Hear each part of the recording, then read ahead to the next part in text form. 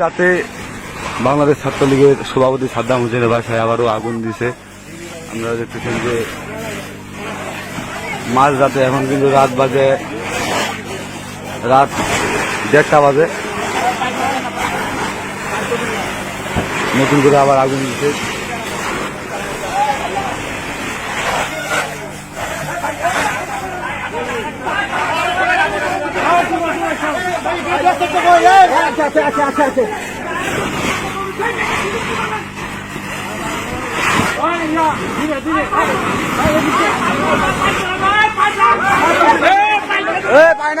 টানেন না,